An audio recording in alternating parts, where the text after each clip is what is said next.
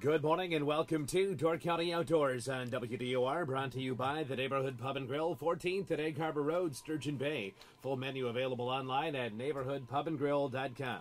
Tim and Mike from Fish Door County TV with us. Salmon fishing going very well. We'll discuss this week on Door County Outdoors on WDOR. Tim DeWittiak, Mike Karampolis from FishDoorCountyTV.com joining us again this week. The duo back together after being split up a couple of weeks. Well, Everything okay now? Yeah, we went and saw our counselors. Yeah. Back in action. You know, we were just, doing research and development, as we like to call it. And, boy, I tell you what, it's been an interesting week. You know, we had a cold front come through, which we haven't seen. We know we need some rain here, but the cold front come through. So fishing-wise, though, things are looking good. In fact, over this last weekend here, we went out and we filmed a pretty good salmon piece, and that's that's up now on our channel. So, but great salmon fishing. I'll tell you what, it's probably some of the best fishing that we've seen in probably a long, long time. Pretty amazing, no doubt. From what I've kind of been hearing, I haven't been out there yet. It's I kick myself every day, not just for that, but I mean, it sounds like it's not only numbers, but it's the size of the fish too. Well, we were commenting on that. Anybody that's fished a lake, more than 15, 20 years. I've been, fishing since the early 70s, so it's still funny to me when people classify these fish as big fish. Well, but in comparison to the last 5 to 7 years. Correct. Yeah, the average fish is, I think we might have averaged 15 to 18 pounds. I don't think our big fish were upper teens, maybe close to 20, but that's about it. And great fish, great fighting fish. Definitely not them big fish that we've seen years ago, but definitely the average size has been up. Good fighting fish. The water temps are still pretty cold right now. Those fish are fighting really, really hard, and they're biting a variety of different baits. And it's not just in Sturgeon Bay. I mean, all the ports. Kewaunee, Algoma, Sturgeon Bay, Bailey's Harbor's doing well. My guess would be is that Raleigh's Bay area is doing well because Washington Island is doing really well. So that just kind of tells you that whatever is going on right now, the fish are biting. Even down south, Kenosha, Racine, Northern Illinois. Not that they have the kingfishing that we have, because they usually go through a lull period. That June time frame, they go through a little bit of a lull, and then those kings start showing up again. But they're catching a lot of cohos. But it's still the main concern is what the bait fish situation is. But the fish we're catching, they're fighting hard. They look good and they're pretty fat. So what's cool about this time of the year too that we saw is you can catch them like Tim said, and any way you want to catch them. Whether you like to run spoons, flash, or flies. We caught some nice steelhead, and that kind of makes it interesting because the average guy who goes out, even if he doesn't get out a lot and he likes to run one set or another, this is the time of the year to give it a go, because you can pretty much do whatever you want and still put fish in the boat. And in all the years of getting up chartering that early, it's hard for us to do that anymore, to get up at that, be out on the water at 4 o'clock or even earlier. But you can catch them throughout the day. I mean, we didn't get out there probably start fishing until probably 6, which is early for us. But most of our fish came after probably that 8 o'clock time frame, 9 o'clock. Yeah, 9-ish. And maybe it's not that in one pass down the bank you catch 18 or 20 fish. You got 5 or 6 on at once. It's not that. But we had some doubles. I think we had a couple triples. Yep. So it's more in the when the sun is up and it's that past that morning bite. It's more finding those active pockets of fish. So you'll be going trolling, and then all of a sudden you'll come through a pocket. You'll get maybe 1 fish, 2 fish, maybe 3 bites. And then all of a sudden you get those fish in and you reset, and then it'll be another. And then you find, and that to me, at this stage of the game, it's more fun to have to work a little bit harder to find those fish, because when you're doing that, you're not in the pack of boats. You're doing your own thing. You're out in the deeper water, and you're just concentrating on trying to find active fish. And, I got to be honest with you. Not only is it more of a challenge, like you said, so you have to figure it out. It's a little more rewarding, but that morning bite, as fun as that can be, and we all like to do that. There's so much chaos going on. It happens so fast a lot of times that you don't always enjoy the fish as much. Sometimes that you do that 8 o'clock, 9 o'clock, mid-morning bite. You might not catch quite the numbers, but it seems like the bites are a little more. You just appreciate everything a little bit more. It's not so clustered together like that first light bite can be. that when it's over, sometimes that it seems like the rest of the day always seems kind of slow to me because you had that super fast start. Whereas when you go out at 9 o'clock, 8 o'clock, like we often do, it just seems like it's a steady, consistent bite, and I actually enjoy it a little bit more. Yeah, it's because then you can. That morning bite, those fish are feeding aggressive. I mean, a lot of times they'll bite whatever you put down. In fact, in the days of chartering, what we would do to put a lot of fish into the boat is that we would always have a backup rod or two for the downriggers. So in other words, if one of the downriggers kept firing off, we would just send another rod back down, and we would take something that was a high percentage bait, be it a dodger fly, flasher fly, or a spoon, whatever it might be. And a lot of times in that morning bite, it's just the location of where that bait is, and those fish are aggressively feeding. But the nice thing about that afternoon or later morning bite is that you get to concentrate more on lure placements, leader lengths off the downrigger balls, and how all that stuff kind of relates. And that stuff is what's really, really important. That morning bite, it really is not important, because you're getting your downriggers down there. In fact, I remember back in the days, you'd be lucky to get, on our boats we used to have 5 downriggers. You get lucky to get all those downriggers in the first hour or two, because they were biting that aggressive. Later on, though, you get a little bit of time to start running that stuff, and over the years, and that's kind of where you come up with all this. We always refer to like a tournament set or a tournament technique as far as how you run your rods. Back in the day, 20 years ago, even 10 years ago, then we used to try to run as many rods as we possibly could. So in the state of Wisconsin, you're allowed 3 rods per person. So if you have 6 charter people on the boat, then you got yourself and your first mate. That's 8 people times 3. That's 24 rods. So theoretically, you could run that many rods. There were times that we did do that, and the unique thing that taught me, which I appreciate now that, we don't do that anymore, but the thing that I appreciate that it taught me was how all this stuff is affected, how it affects the fish, how to run all that particular stuff, because now that we don't do that anymore, but the memory is still there, the technique is still there on how to set stuff, how to run stuff, what affects, when you're running 1 dipsy as opposed to 3 dipsies, all the different numbers, because you can adjust them out to the side. So that was one neat thing. But, nowadays we really run more of a stealth setup than anything else. Well, look, too, on the video we have up now, the show we have up now, we have some really cool underwater footage of fish and the baits and stuff. And when we first saw it, Tim and I were both like, when you saw the salmon come in, the reflection off that salmon, even when it's down a little bit, and the baits, the clarity of the water. We all know how clear it is. I don't think most people even appreciate how really clear it is now.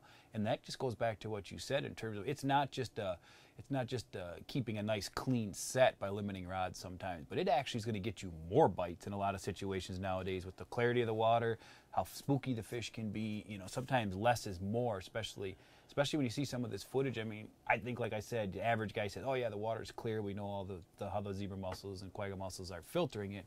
But until you see some of the underwater shots, I don't think you appreciate how clear. It's really unbelievable. That there's a underwater shot of a salmon coming in, and we've seen it with other things, with baits. The sun shining on them.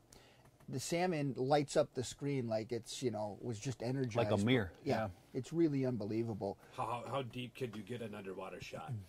Well, we don't go too deep on the salmon boat, especially because of the speed that we're trolling and the turbulence for the big boats and We're stuff. working on that. We're working on our dry suits. We're working on getting Tim in and behind, but that's another story. Yeah. But that'll be on the bloopers highlight. It will be a blooper, I guarantee you. But what's amazing is even when we shoot it from the boat with a camera at a downward angle where you're maybe 3 to 4 feet down underneath the boat, you can see baits that are literally 100 feet back. It's amazing. And, you lose some, as you go towards the bottom, there's nothing for the camera to focus in on. But when you're shooting straight behind, the distance that you see the salmon coming in from and the baits as you're letting them out, it's amazing how long they stay in that frame, which shows you that it's almost like filming in open air. Where that is really interesting is that a few years ago, I think the local newspaper had a picture of that wreck that's out in 200 foot, that car ferry wreck. And I can remember years and years ago talking to people that dove that. In fact, over the years, there's been people that have died out there diving on that wreck. I remember talking to some of the older guys said, yeah, it's dark down there, you can't see nothing, it's pretty dangerous. And then a few years ago, they had the picture of that wreck on the cover of the paper, where it was like you were looking at it in 20 feet of water, where you could see everything. The sun was on it. You could see like it was, you know, a little grainy, but it was like looking at a regular picture. So when I looked at that, I was like, wow, you know, things really have changed. So in that process of, you know, the water getting clearer, we as fishermen, you know, there's two things you can do. You can either, you know, get up early in the morning or stay out in that dark, you know, because obviously the low time, you know, the low light time frames are the best. You know, you get a dark, overcast, stormy day, rainy day, you know, that bite will be the same throughout the day. So if you don't want to adjust to, you know, these new conditions that we're facing, then you can still do the same thing and you're going to catch fish. But the only problem with those low light time frames is that you get out there at 4 o'clock in the morning, those fish bite, and then when that sun pops up, the bite is like someone flipped a switch. Same thing when you get into the evening. The only nice thing about the evening bite is that they don't start biting. All of a sudden they start biting, and then it's until it's dark, and then you're into dark, and now you're coming in at dark. And, you know, a lot of people, local people, it's not a big deal, but for the tourists and that, you know, it's always easier to head out in the dark and come back when it's light than it is to head out in the light and then come back in the dark, especially in an environment where you're not really used to. Plus, then you got to deal with cleaning your fish, and, you know, before you know it, it's 10 o'clock, 11 o'clock at night, you know, and then you're going to try to get up the next morning to go fishing, and, you know, you can only do that a couple times. Sure. But if you adjust yourself and, you know, just kind of fine-tune your techniques for that daytime bite, you know, some of the things, basic things, you know, you don't really think of. You know, fluorocarbon leaders. It's a big deal in ultra clear water. You know, it just, the line becomes invisible. And Mike and I are, in all species, we run fluorocarbon leaders, but especially in that ultra clear water. It's a big deal. Yeah, and then we've seen such a trend, not that they didn't bite them years ago like you talked about, but you see a trend towards the boards nowadays, more coppers, lead cores, spreading baits away from the boat just to cover water, of course, but also for the spook factor. And look how many times the boards will be your #1 producer day in and day out, as opposed to years ago when you'd see more dipsy downrigger bites maybe. Nowadays, sometimes the boards they're a must at this point. You know, it's funny because years ago we learned a lot about what the fish do when you troll over them. You know, now when the fish are down deep, you know, say 75 down and below, you know, they'll bite downriggers. You know, obviously the downriggers work really good in the low light conditions, but the deeper the fish, the downriggers will maintain throughout the day. But what happens is that, you know, the boat drives over those fish, it drives those fish out to the sides, it drives them down. So those fish just kind of curl up, you know, so when you run your boards out to the side and, you know, say you got baits running anywhere from 30 to, say, 60, 70 feet down, now you have access to those fish that you never did before.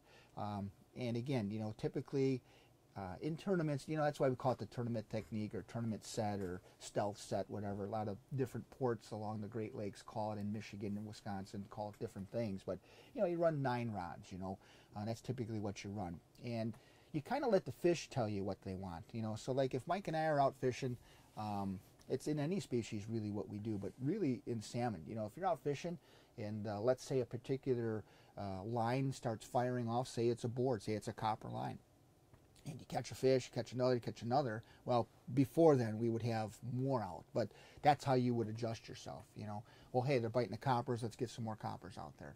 Or the downriggers are firing. Now, you can't add more downriggers, but there's a few tricks you can do. You know, you can run sliders, you can, you know, you stack if you want to, if that's what you like to do.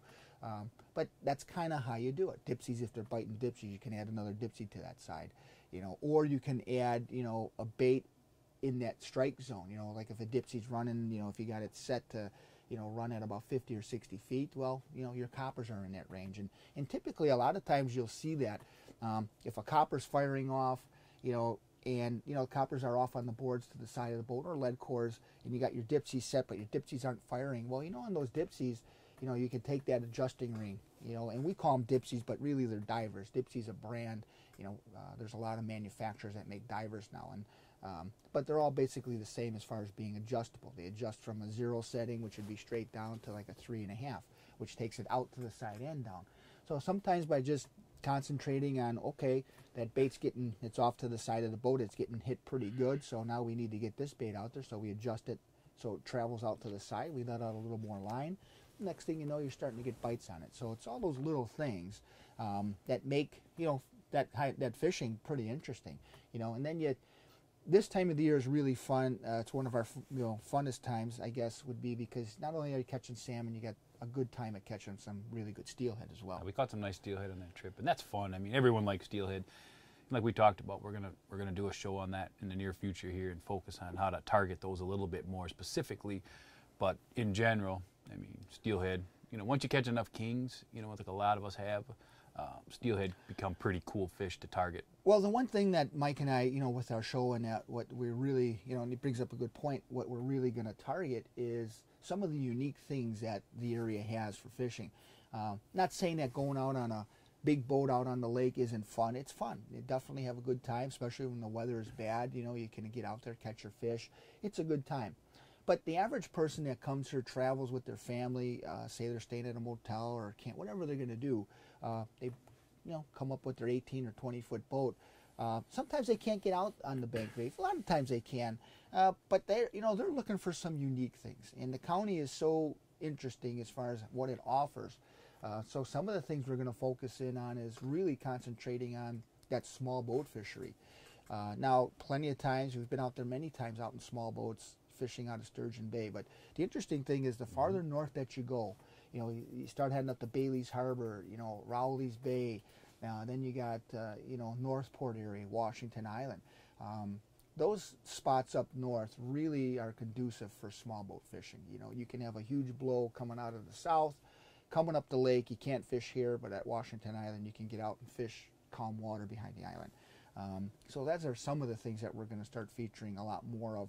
And then interesting things, one piece that we're really going to do, Mike had talked about doing a small boat steelhead piece, which basically we're taking walleye gear, that you throw for walleye or maybe early season brown trout, and we're going to go and, put some nice steelhead in the boat. Another piece that we're going to do, which is really going to be interesting, is jigging for salmon, out in open water instead of trolling for them. It's been done in other spots. It never really been done here, but it's just an interesting way, a different way of catching them. The one complaint that some people have, like on charters, is that you catch these fish, and even though they're nice fish, the boat's still moving, creates a lot of drag on the fish. Now you'll be able to be drifting, hooked up, one-on-one with that fish, light line, fighting them. I don't know that it'll get much better than something like that. Let's take a break here. We'll talk a little bit more about that as we continue Door County Outdoors on WDOR, brought to you by the Neighborhood Pub and Grill in Sturgeon Bay. Continuing Door County Outdoors with Tim DeWittiak and Mike Karempoulos, or Mike and Tim, depending on your perspective, from FishDoorCountyTV.com. Mike and Tim in the morning. Yeah. So you're talking about that. You kind of caught my attention there with this jigging for salmon. Who's going to be doing that? Are you Mike or? Yeah, we're gonna try to do that pretty in the near future here. And I mean, it's one of those things, like we said, you got to pick your days. And every time we talk about small boat fishing, especially out in the lake, we want to emphasize people pick their days and are careful with how they do that, because especially on a steelhead trip or whatever, you want to make sure you monitor weather and all that stuff that goes with being offshore a long ways in small boats. But with the jigging piece, and we've talked about doing that for quite a while, and the conditions have to be right, and when they are right, we're going to take advantage of it, and we're going to show you how to actually go out offshore, deep water, like we said, and target these fish that normally guys are trolling for, and we're gonna jig for them. We're gonna do some drifting and some vertical jigging, and concentrate on trying to put some fish in the boat that way. It basically would be a totally different. It almost makes a different fishery out of it, because compared to pulling fish in with big trolling gear, coppers, lead cores, even downriggers, we're going to be doing this with light tackle, small presentations, and it's going to be pretty unique. Yeah. Well, what are you going to fish them with? Well, you're not gonna jig well, that's kind of one of those industry secret things, but no. Yeah, there's actually a lot of different things, a lot of plastics, and actually you could use spoons too, jigging spoons. Okay. So we're going to have a variety of different things we're going to fish for them. But, think of this. You're going to be fishing spinning rods, basically 10-pound line. You go out smallmouth fishing, you catch a 3.5-pound smallmouth. I mean, they fight hard. Now, potentially you're going to catch, 15-pound salmon on the same rig. From deep water.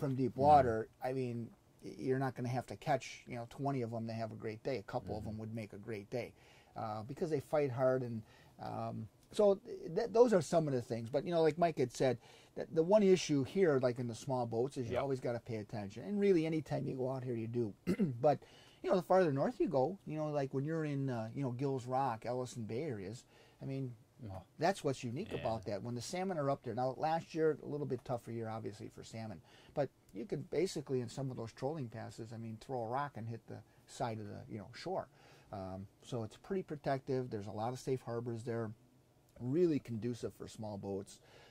And then you got Washington Island. Washington Island is really a unique haven for what it has to offer. The salmon are biting there now. And again, depending on which way the wind is blowing, you may have to travel a little bit to get to where you're going. But once you get there, you can fish in relatively calm conditions.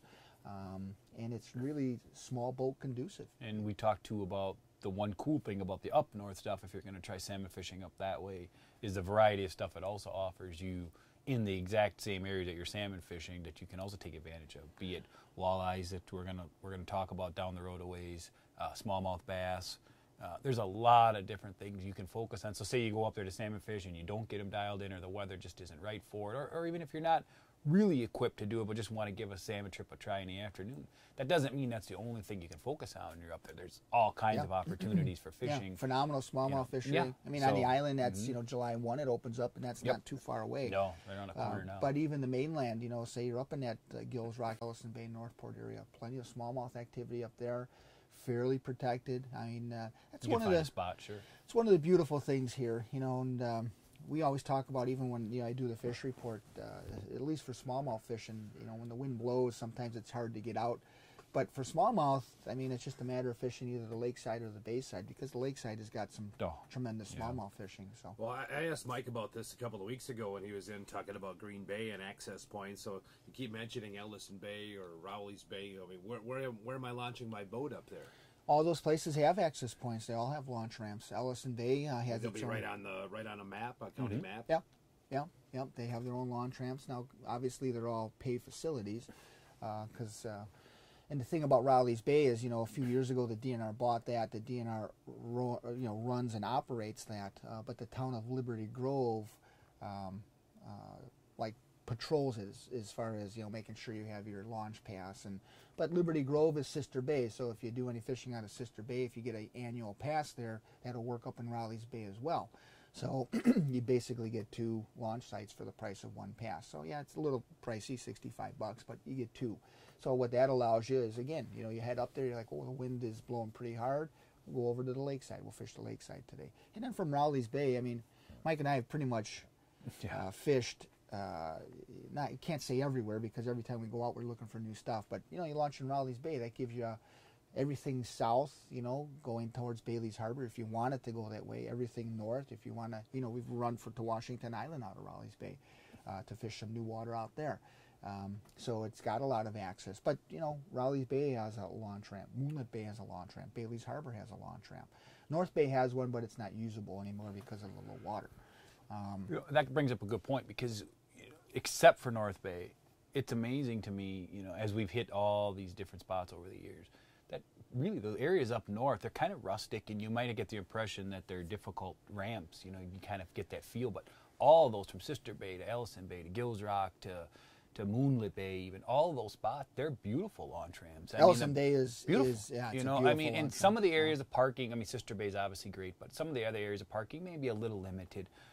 But in terms of, you can launch big boats. You don't have to be intimidated thinking, oh, if I got a 20-some foot boat, I'm probably not going to be able to get it in. You can get it in almost every one of those spots if you want to try venturing up north for some salmon or bass or whatever. One of the things we're going to do is that a lot of people like going to Washington Island, especially in the fall. There's a lot of groups that come up here, and they concentrate on those big fall smallmouth bass. Well, if you've been to the island and you've put your boat and trailer on there, I mean, you kind of know the process. So one of the things that Mike and I are going to do is, we're going to video and shoot that process on what it is. And because there's a lot of people don't know. I've talked to, Mike Stoltz at the campground on Washington Island. He does a lot of camping shows, and, he hears it all the time. Washington Island's a great place, but it's tough to get your camper across. Well, those are people that have never done it.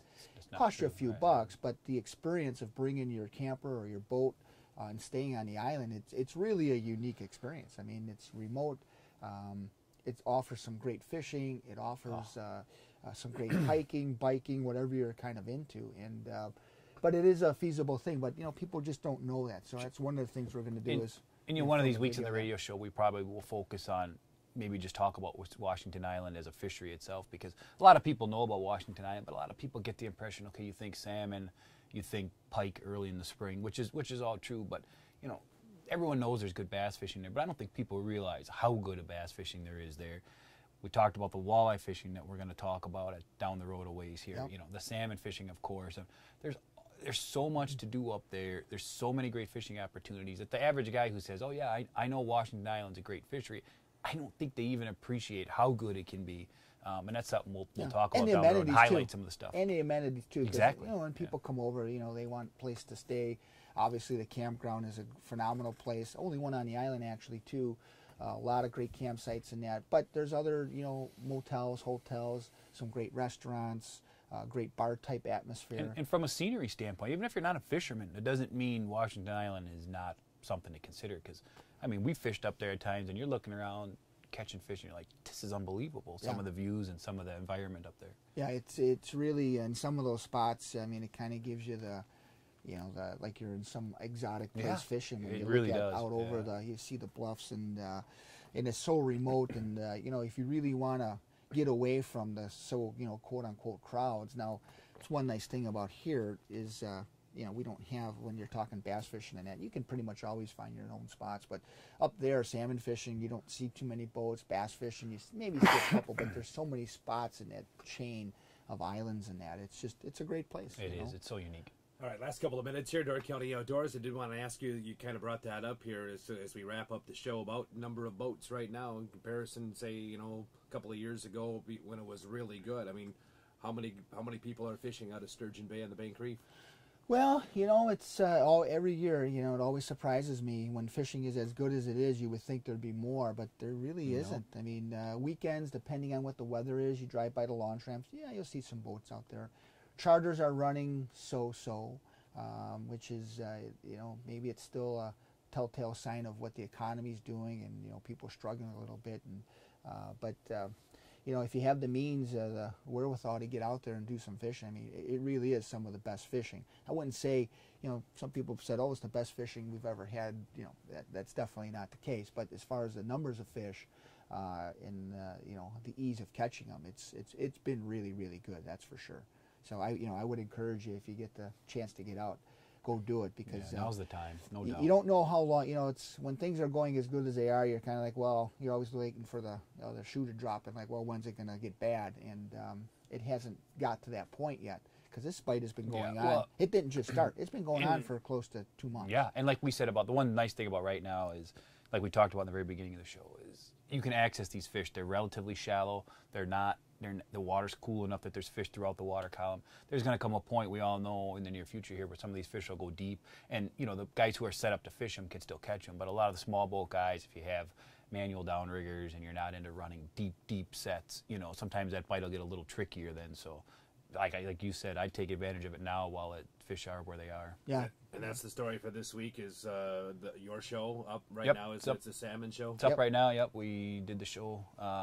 Got a beautiful boat, like we said. Caught a lot of fish, had a lot of good action. Got some great underwater shots, so and be some sure great to check it out. bloopers as well. All right. So it's up right now at fishdoorcountytv.com. Tim and Mike, thanks for your time this week. Thanks, Chad. Chad, we'll see you on the water. All right, that's our program, brought to you by the Neighborhood Pub and Grill, 14th at Egg Harbor Road, Sturgeon Bay. For Tim and Mike, I'm Chad Michaels, Door County Outdoors, WDOR.